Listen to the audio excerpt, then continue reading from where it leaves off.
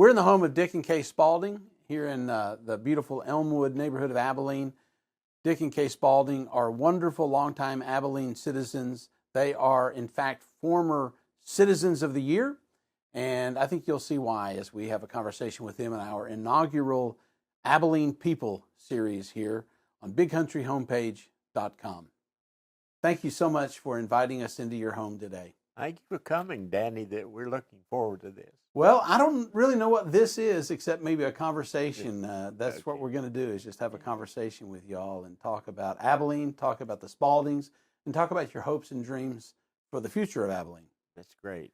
So, you come to this time in your life when I think you'd be the first to say most of your life's in your rearview mirror, not out in front, That's right. And you've done so much good. You've contributed so much to the community and the city.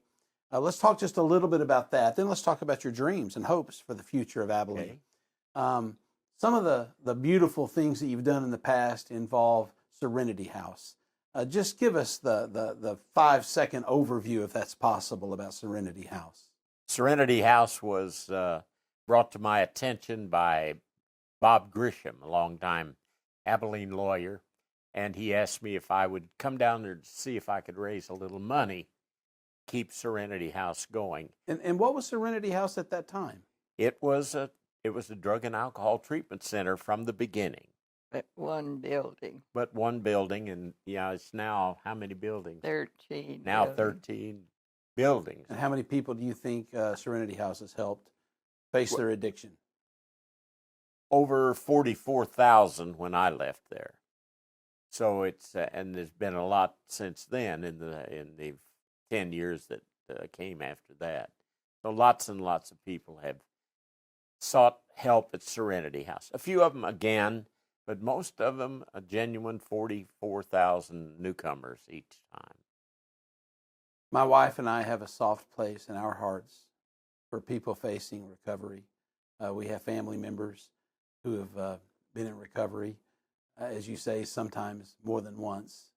It's a long road, but boy, the beauty and the joy of facing those demons and overcoming, to have a rich partnership in that with so many people has to be something that you reflect on in this time of your life with great joy. I'm very proud of what's been done there. The 1 in 4 people deal with this in their families, and it's a shocker to them. Nobody's expecting it. And then when it comes in, there's a simple cure for it, and it relates to a relationship with a higher power. That's the key to the whole deal. A God as I know God. And that will bring a lot of people walking free of substance addiction. But it takes God. That's our certainty of it at Serenity House, and my personal belief that that's what it takes. That's what works. And Kaye, to support Dick when he was so involved in helping so many people, I don't know, reflect on that for us as a supportive spouse and partner. We just tried to do everything I could to free him of home responsibilities, and he makes our financial decisions, but I do the legwork and the banking and the check writing and keep it all going, But he did all of the Serenity House work and loved helping people, and whole families are involved. It's not just the patient, And he still gets calls even about people from going into Hendrick, and he's been away from Hendrick for, I don't know. A long time. A long time. Well, but that speaks to how much people rely on Dick and Kaye Spalding and all the work that you've done. But it's a tribute, and it speaks highly to your character. And, that saying, behind every great man is a greater woman. Is that how the saying goes? That's for sure true. You guys have been married how long? 68 years. So how in the world did Dick and Kaye meet? Tell us that story. Well, it's crazy, but I was a sophomore in high school. He was a senior in a bigger school, and his choir and chorus came to our school to entertain, and he sang a solo, "If I Loved You." And I thought, oh, I could listen to that the rest of my life. And so the next year, we didn't meet then, but the next year I happened to be in charge of booking the band for our prom. The juniors planned the prom for the seniors. And Let me guess. You booked a certain singer I knew he and was in band. a dance in a And a dance band, drummer in the dance band. and I'd kept up with him, listening to him on the radio. He had graduated and was in the radio station not too far away. Anyway, that was it. I got him to come talk to us about doing the music for our prom. And Did you know that she was angling like that? Oh, she'd never quit angling. Oh, it's been a joy really to be in that band, to get around like we did. You know, we had a great time. But I sang and I wanted to be up front, and so I was up front a lot of the time. And where was this? Where did y'all meet? in Illinois. Western Illinois, around Carthage, Quincy area of Western Illinois. And so you married eventually. And how did you make your way to Abilene? Well, I had made up my mind to buy a radio station, that if I could raise the money, and I found some farmers who said they would put up the money. And so I bought the radio station in Eastland, Texas. And so we moved to Texas to run the radio station there. And then within 4 years, I guess, we were in Abilene. Sold the radio station to Bill Fox, somebody you know, or at that point in You time. sold it directly to Bill. I sold it to Bill, that's right. And so we sold the radio station, and the chairman of the board of the hospital said, well, you made a little money. He was my lawyer. He said, you made a little money doing that. How would you like to straighten out our hospital?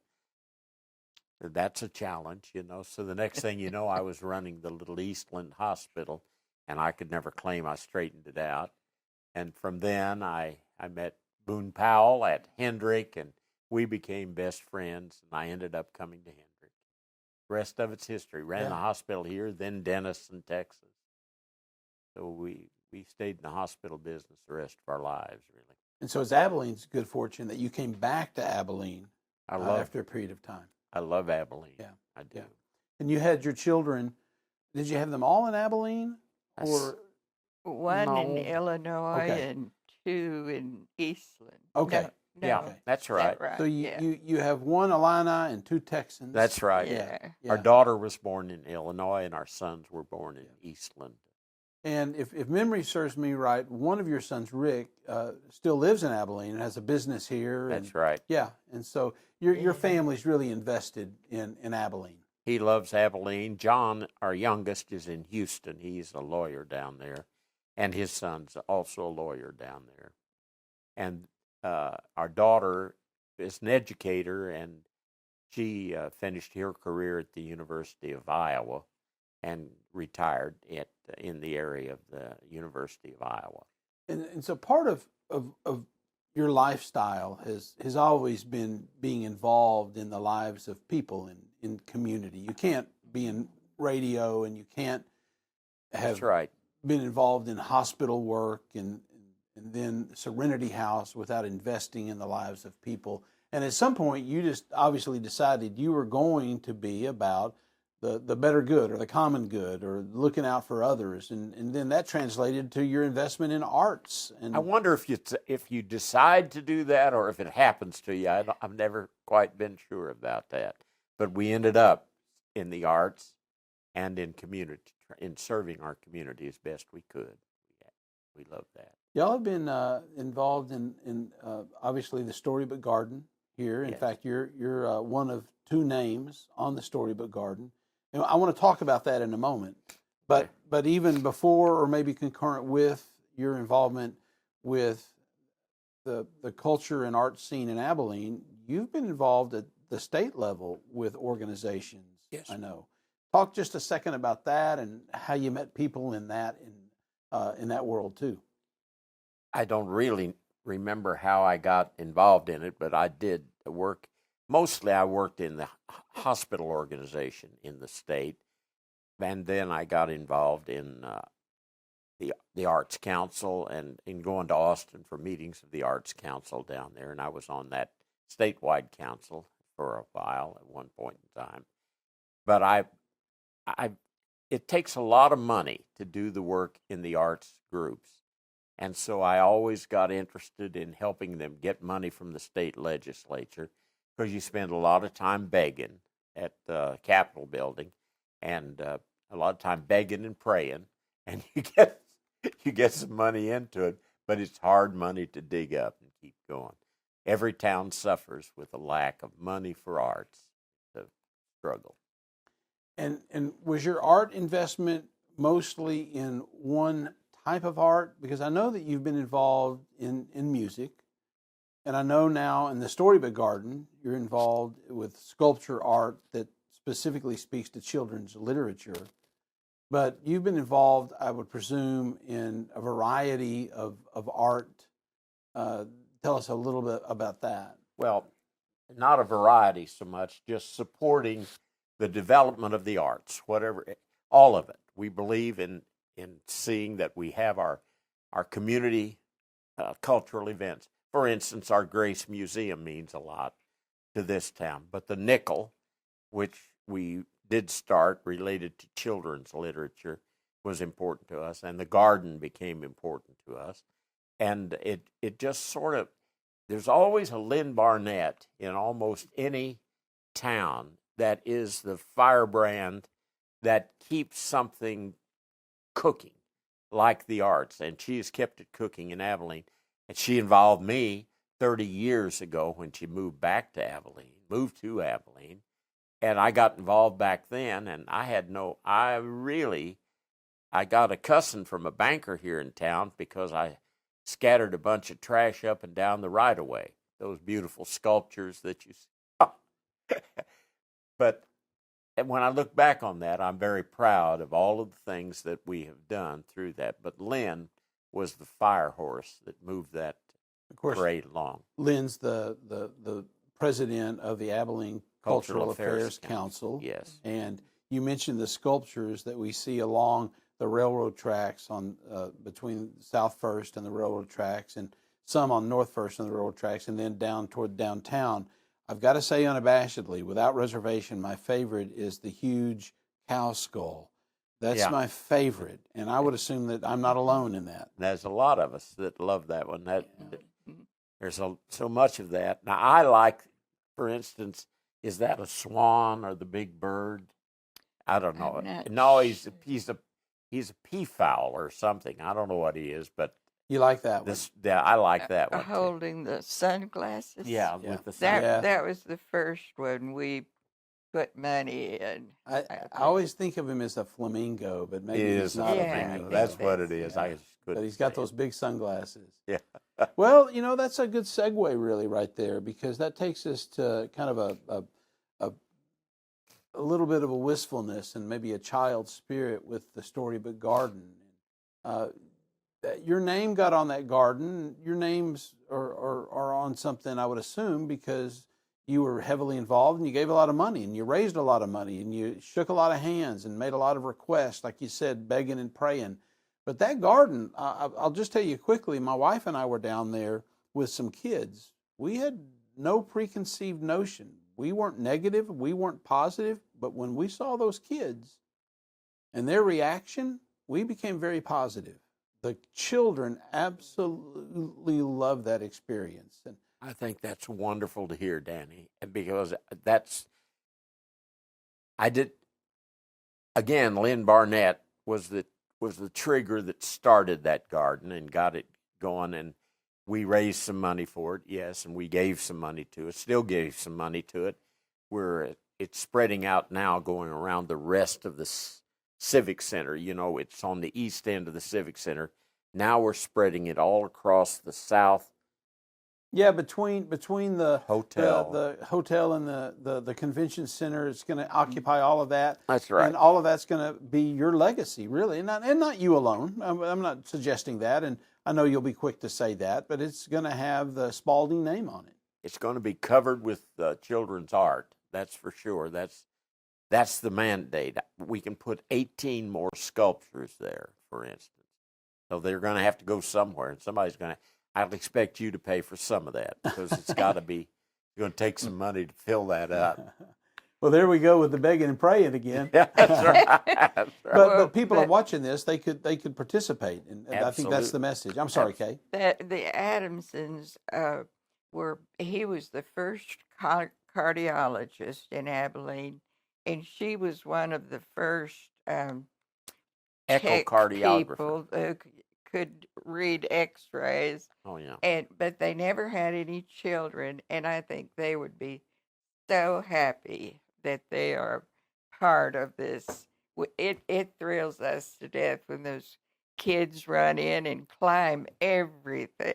Because the formal name of the garden is the Adamson Spalding Garden, and of course, there's when people see this, it may not be the Christmas season, but as we approach the Christmas season coming soon, there's a Christmas party in the garden. That's right. In the Adamson. Yeah. Were you instrumental in having the Adamson name put on the garden along with yours? Well, Lynn Barnett, but we said we were managing Mrs. Adamson's money after she left, and so we said we will put some money in there. I want to put the Adamson name on it. Then the name Spalding was added to it because we had put some money in it too. By Lynn Barnett was the one that led in that direction. And at any point along the way, now today we see what it is and what it's becoming. And it's easier now when you describe how it's going to turn the corner and 18 more sculptures and fill an area. It's easier now to see it because you have something to already see. Yes. But at one point, there was nothing to see. That's right. So how did you see that vision? I saw it through Lynn's eyes. Is that the way you? Yes. She saw what that garden could be and got started on it, and she's the one that named it. I was insisting on Adamson being on it, and she insisted our name be joined to it. We're very proud of it, and we just gave some money recently to expand it along the south side of the Civic Center. Now, we can't talk about the garden. Well, I guess we could, but I wouldn't want to just skip over that there are some people who aren't so excited about the garden, or a sculpture will come along that for some reason they'll cherry pick an issue and speak out against. What do you say to those folks? It's not your money. We're raised the money ourselves, and we believe the cause of children's art is worth pursuing. Will there be some piece of art there that you don't approve of? Gosh, I hate that. But go on home. Somebody won't hate it. And we're going to go ahead as we are, continue to do what we think is right for our town. And that place happens to be right for Abilene. They feel like that they're the only ones thinking, but all of these sculptures come from books that have received the Caldecott Award, which is the best, and they're all, stunned when there's a disagreement like we had lately. But well, and we're talking about the kitty corn sculpture, which I personally took great delight in. I thought it was one of the cutest of all of the characters that we've seen added to this. I was always surprised when somebody finds fault with some of that. I'm amazed, usually, frankly. Well, I wondered how they handled the Dr. Seuss books, because some of those are a little edgy, some of those are a little racy, and even the ones that are just accepted. I grew up reading a story about an elephant who sat on an egg. That's right. And hatched Half elephant, half bird. Uh-huh. That would seem to be a little problematic these days. I don't think I read that book. But isn't it the truth, though, that anything can draw Of course. ire? And it's Yeah. okay with me if it does. We're going to pursue what we're trying to do, which is for our kids. Well, and somebody once said that you never regret being kind. I think that the proponents, have been very kind. And I think that when objections are made, they should be made kindly. And then, as you said, Dick, then move on, because it's not necessarily your money. In fact, it's not your money at all. Yeah. Just let's move on. It is not tax money either. That's another side of that, I think, because that's a basis for objection to something if you're being taxed to provide it. But none of that's tax money. This is all arts money. Well, as we move toward concluding our first ever Abilene People conversation for BigCountryHomepage.com, I wanted to just ask kind of a big picture question. And this is the question I think we'll ask most of the folks who appear in our series of conversations. If you could look out 10 or 20 years, what would be your hopes for Abilene? What kind of dreams would you have? And maybe get at it this way. What advice would you have for Abilenians and for leaders in Abilene? What would you like to see in the next 10 or 20 Go years? ahead. Well, when we moved here in '61, they were working on Interstate 20, and we think they will still be working on Interstate 20 in 20 more years. And Buffalo Gap Road. But I think there's a lot of disappointed people hearing you say that. Yeah. oh, Go ahead. what else were we? I personally think Dias will double in size. The zoo I don't think people realize how much the zoo helps our area. Of course, we started with our kids, then we took our grandkids, and the last time I went, there's always school buses from all the small towns around, and I met a lady from Midland who brought her children here, and I think it's a wonderful service that we provide for the smaller towns. And then, of course, Jane Beard's dream will be we'll have the Abilene Heritage The Heritage Square yeah. done, and that will be exciting. And I think we'll probably have 200,000 people in Abilene, and we'll probably be annexing Coleman. Tuscola, not Coleman, but Potosi, maybe Tuscola, Buffalo Gap. I think we're growing in most every direction. Just don't And- tell the people in Anson that we're going to annex no. them. Yeah. But I think there's a big, beautiful future here in Abilene.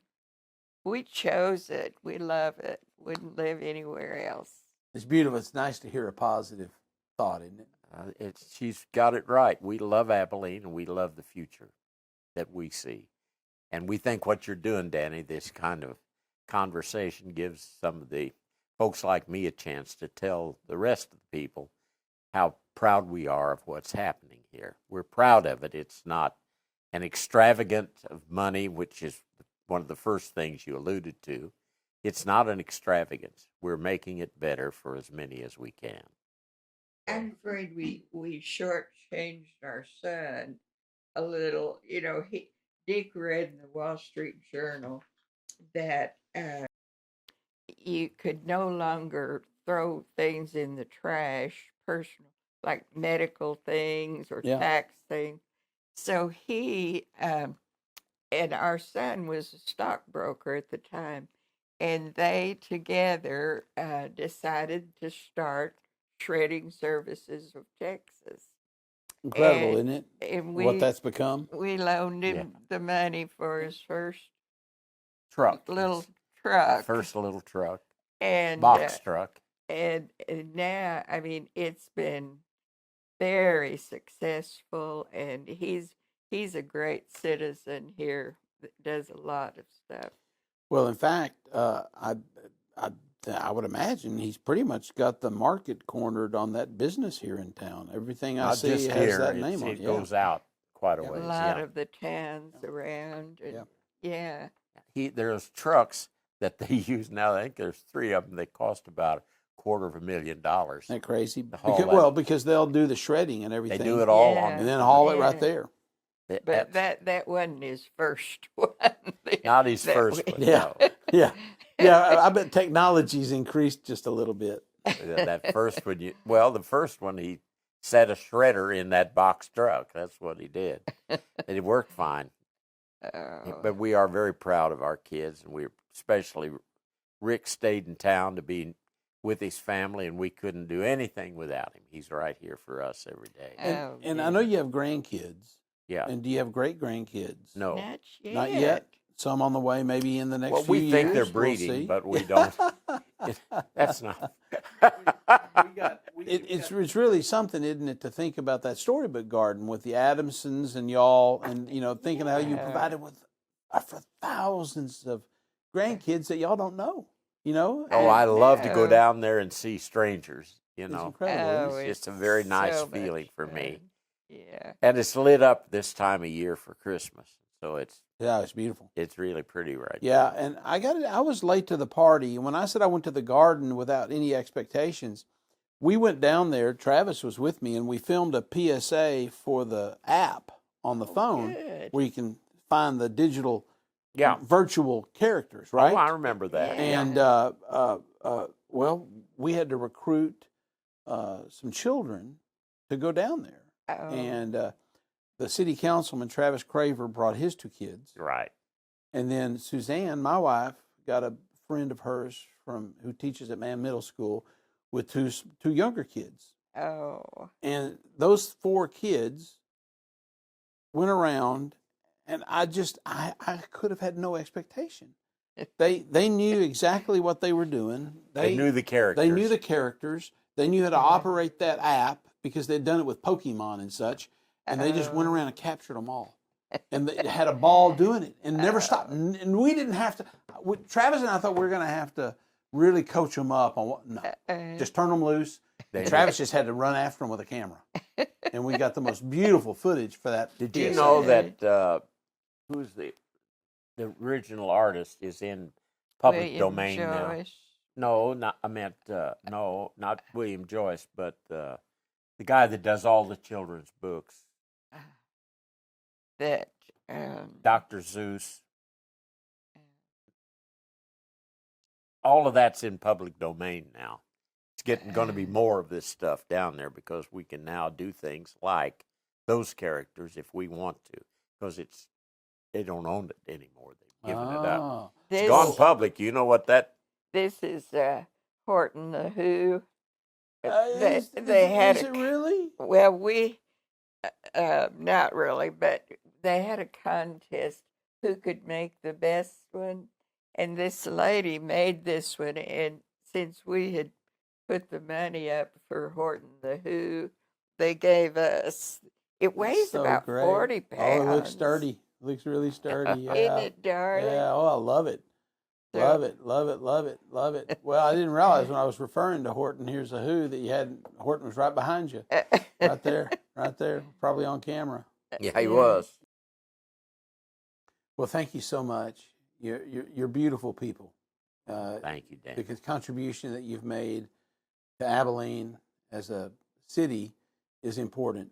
The culture, the hospitals, the radio, the media, the information, but the contributions that you've made to friendships and for Abilene being a better place. Thank you. To move ahead and to get along. I appreciate the Spalding spirit and appreciate Dick and Kaye Spalding. Thank you, Danny, very much. Thank you. Beautiful chance to talk about it with you. Thank you. Thank you so much.